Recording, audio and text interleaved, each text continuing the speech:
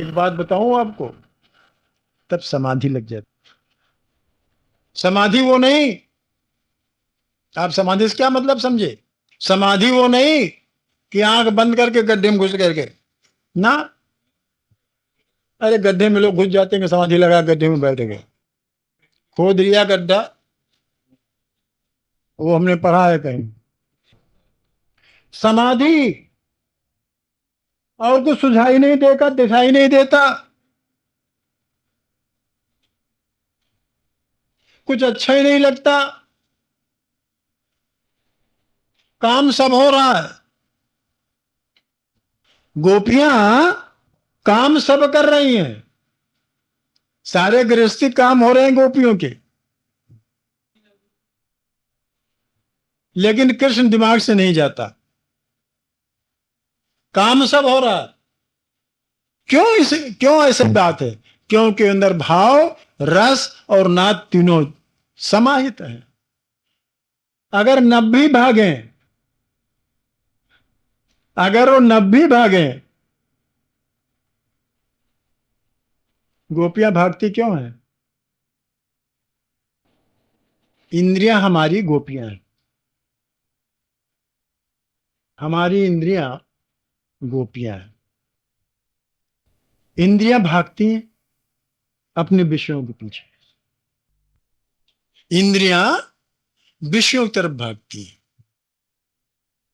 भागना उनका काम है, बहुत सुंदर विषय है। इंद्रियों का काम है भागना। किसके पीछे भागना? विषयों के पीछे भागना।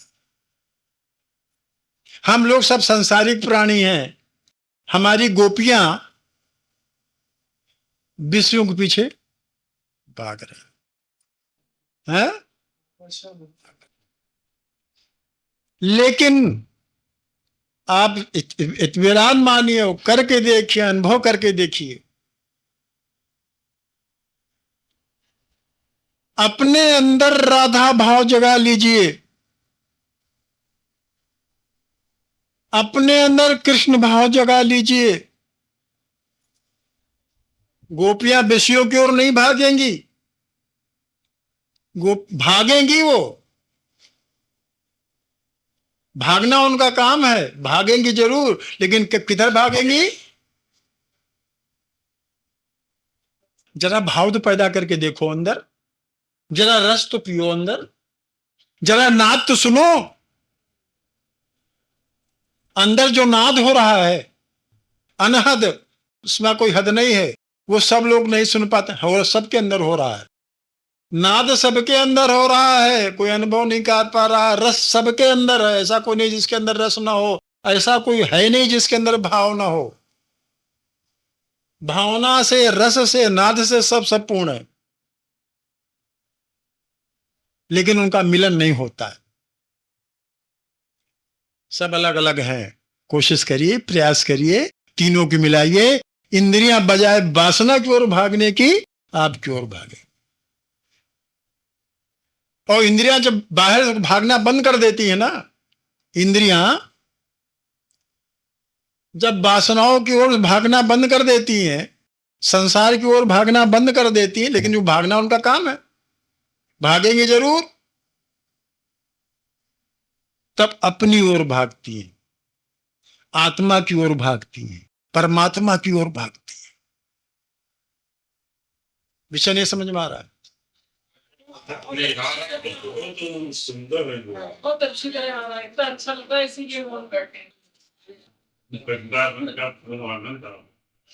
बहुत इसीलिए है तो करके उसमें कुछ कहने की बात नहीं। तो अपने अंदर का जो रस है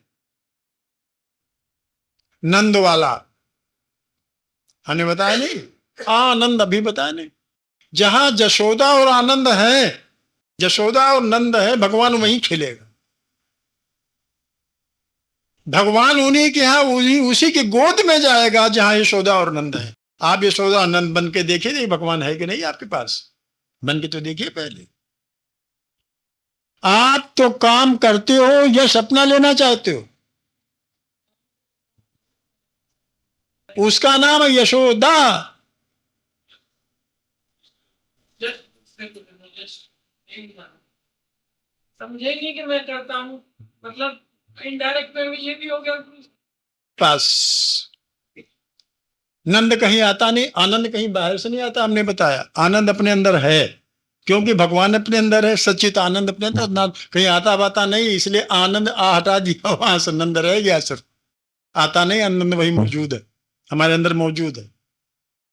और यशोदा को भी एक अंदर अपने अंदर मौजूद कर लें, अथार अभिमान हटा दें, यश को न माने, यश दूसरे को दे दें, अर्थात अभिमान न माने, मतलब इसका उल्टा यही हुआ कि अभिमान न रखें, आनंद रखें, अभिमान न रखें। देखो कितना आनंद आता है।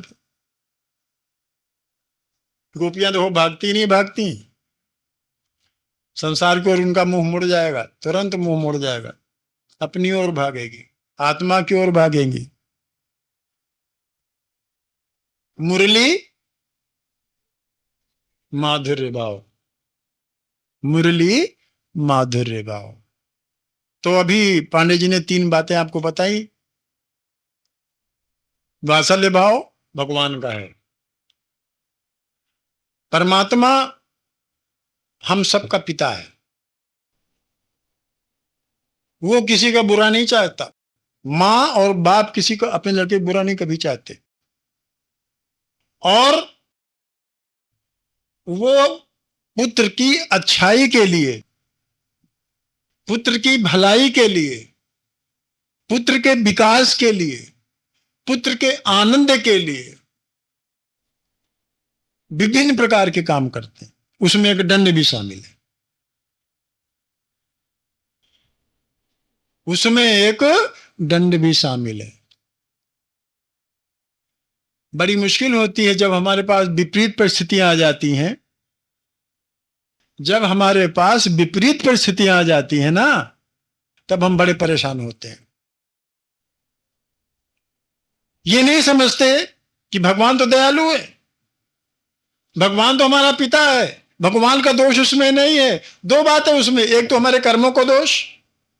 भगवान तो कहता है, भगवान ने शास्त्र दिया, भगवान ने बुद्धि दी, भगवान ने विवेक दिया, गीता,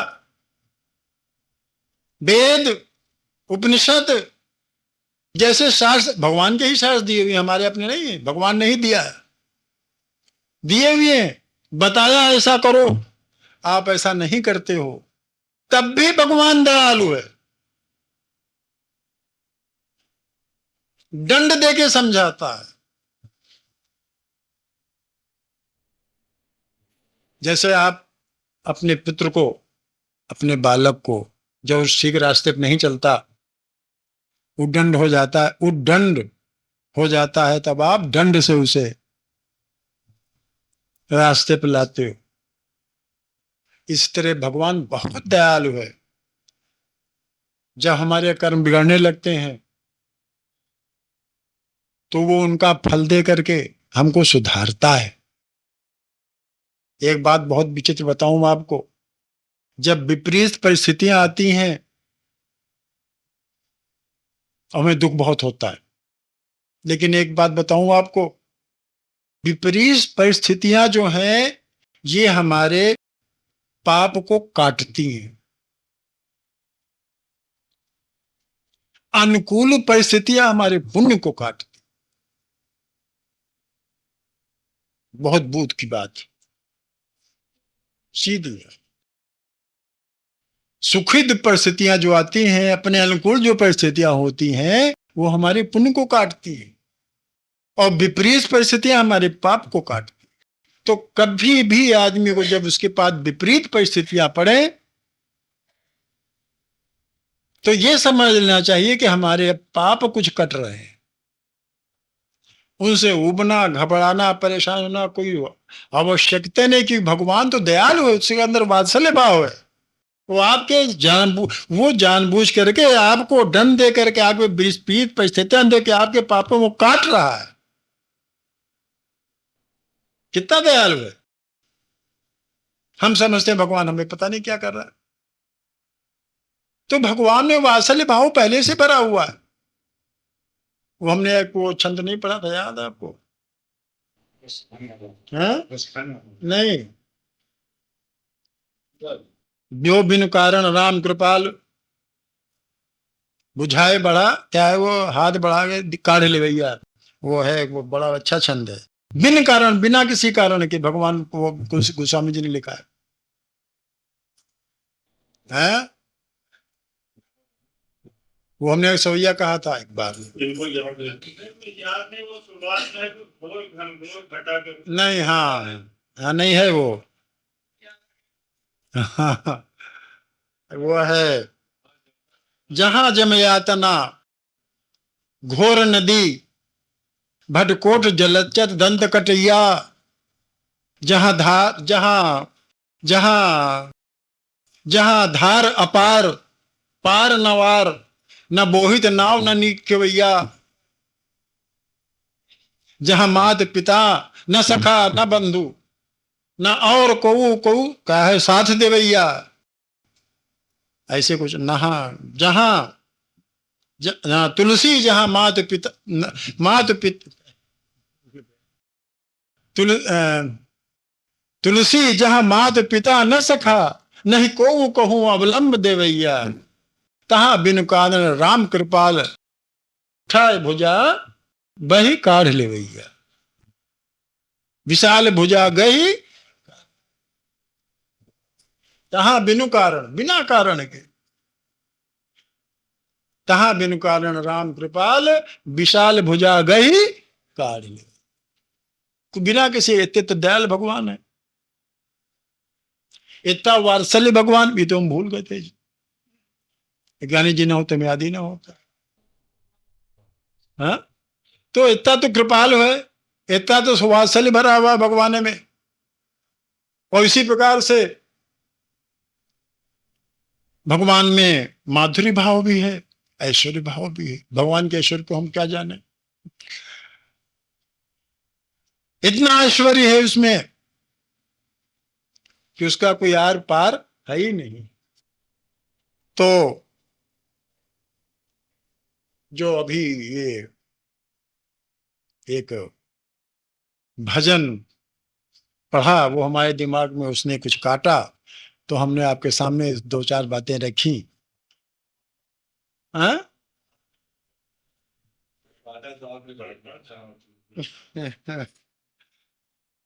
तो हाँ, बांटा तो हाँ। यार, जो हम बात कर रहे थे आपसे स्वभाव की, हम इसलिए स्वभाव की बात आपसे कर रहे थे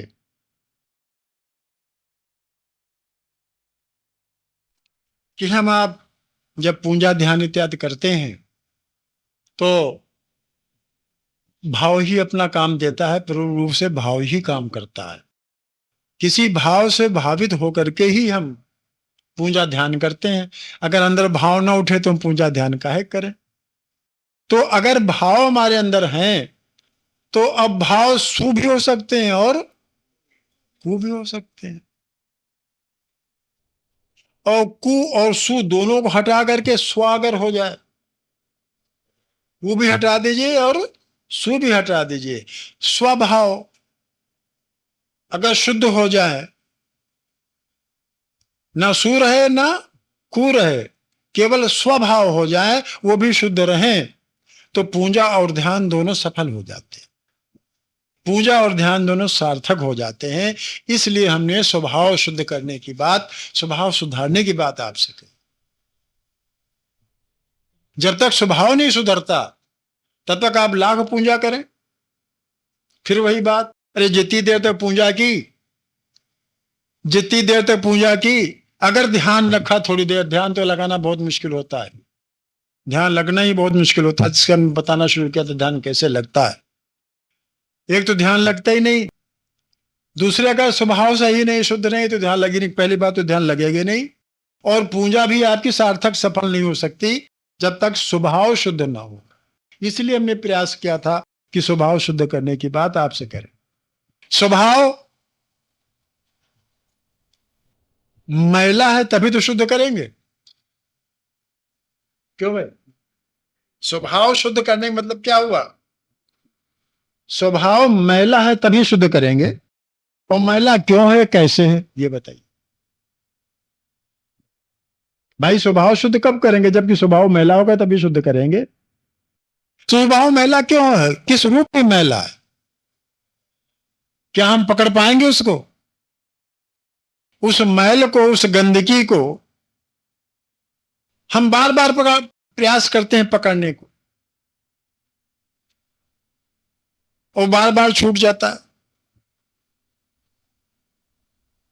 कोई भी पदार्थ आप पकड़िए, कितने दिन पकड़े रहेंगे उसे? या तो वो पदार्थ नहीं रहेगा या तो हम नहीं रहेंगे, दो में से एक ही रहे कुछ दिन के बाद। कोई प्राणी पकड़ लीजिए, या तो वो प्राणी नहीं रहेगा या तो हम नहीं रहेंगे। कोई परिस्थितियां पकड़ लीजिए, या तो वो परिस्थितियां नहीं रहेंगे या तो हम नहीं रहेंगे।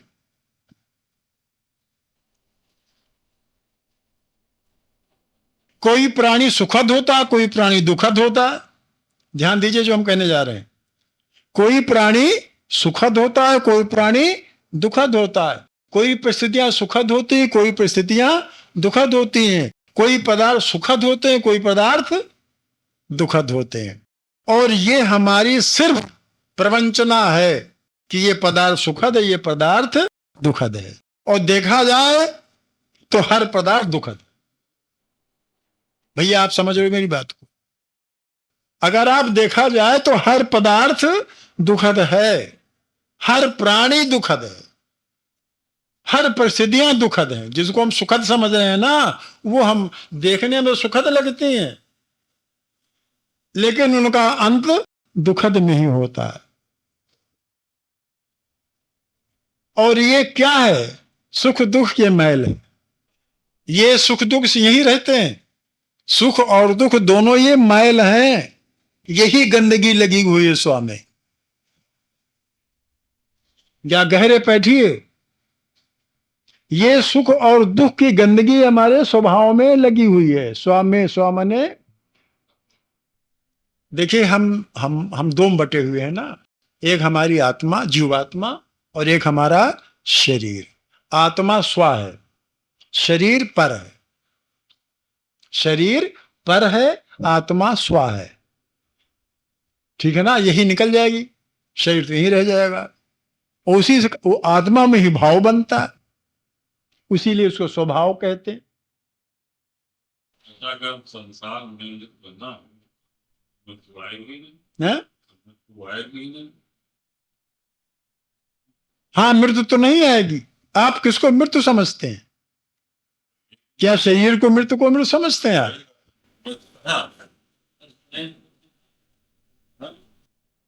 एक बात आप समझ लीजिए, बहुत सीधी बात है। जैसा अभी आपने कहा कि जिस समय ऐसी परिस्थिति आ जाती है, संसार से संबंध टूट जाता है, उस समय मृत्यु की मृत्यु हो जाती। मृत्यु की मृत्यु के अर्थात फिर कभी मरना नहीं पड़ता। मृत्यु की ही मृत्यु हो गई, अब कहां मरना है? मृत्यु की मृत्यु हो जाती है, फिर दोबारा मृत्यु होनी ही नहीं, क्योंकि पहले भी मृत्यु नहीं थी।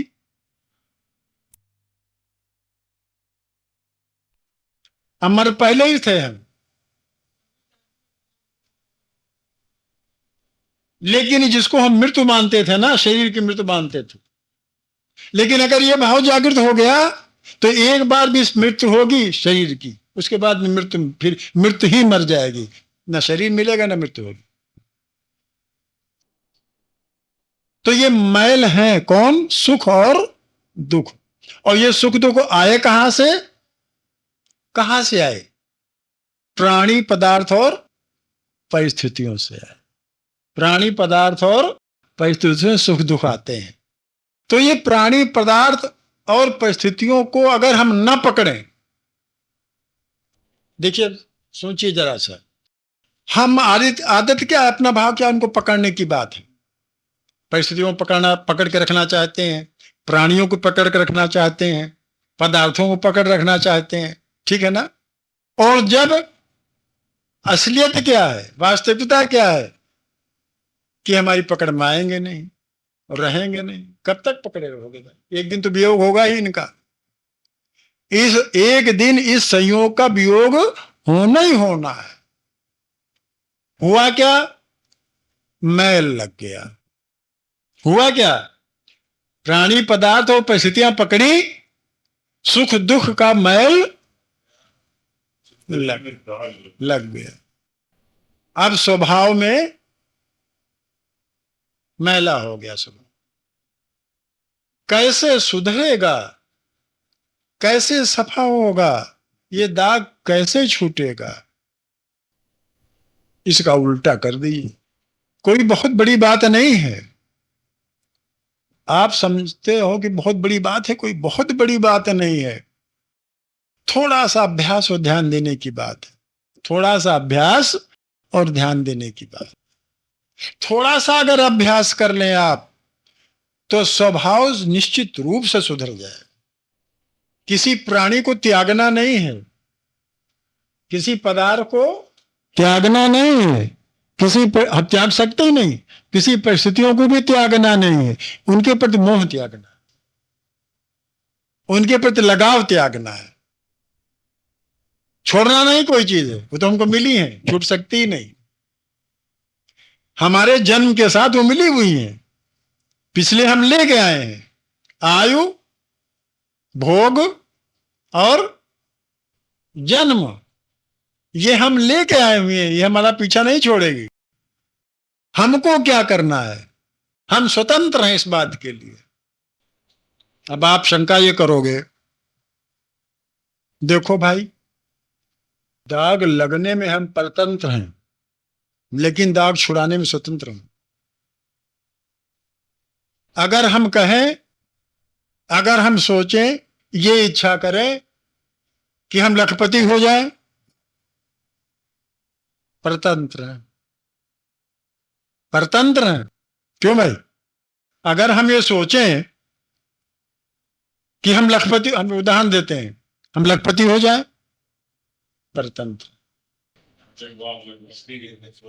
वो नहीं सकते हैं, परतंत्र। लेकिन हम चाहें तो अभी ठोकर मार दें, स्वतंत्र। क्यों भाई? हम अगर चाहें तो अभी लाख पर ठोकर मार दें, इसके लिए स्वतंत्र है भी। ऐसी बात कि नहीं है? दाग लगने में तो हम परतंत्र हैं, मैले होने में हम परतंत्र हैं, लेकिन साफ होने में हम स्वतंत्र हैं। बहुत अच्छी बात। इस स्वतंत्रता का क्यों नहीं उपयोग किया जाए भाई? बस थोड़ी हिम्मत की बात है, और आनंद लेना है, अपना कल्याण चाहना है। मानव जन्म जिसके लिए मिला है, मानव जन्म जो मिला है इसी के लिए मिला है, अपना कल्याण कर लो। बहुत तमाम योनियों में भटकते चले आ रहे हो, अब ये जन्म मिला है, अपना कल्याण कर लो। आगे आने वाला जो है उसको साफ कर लो। अब न जाना पड़े किसी साधु बाबा के पास, किसी तांत्रिक के पास कि भगवान कृपा करो तो कुछ मिल जाए। साफ बात बताते हैं। जाने मिल भी नहीं सकते, मेरे तक पड़ा सही। हमारे पास दो स्त्रियां आई थी, हमारे पास दो स्त्रियां आई थी, कहते हैं गुरु जी ऐसी कुछ कृपा कर दो कि लड़का हमारा कहना मानने लगे। ऐसी कुछ कृपा कर दो कि ऐसी कुछ कृपा कर दो कि बीमारी हट जाए। ऐसी कुछ कृपा कर दो, अरे कुछ तमाम बातें थी, हम भूल गए सब। मुझे शादी के समय सास और बहू की कुंडली मिलानी, दिन भर अपनी दुकान पे दिन भर उनको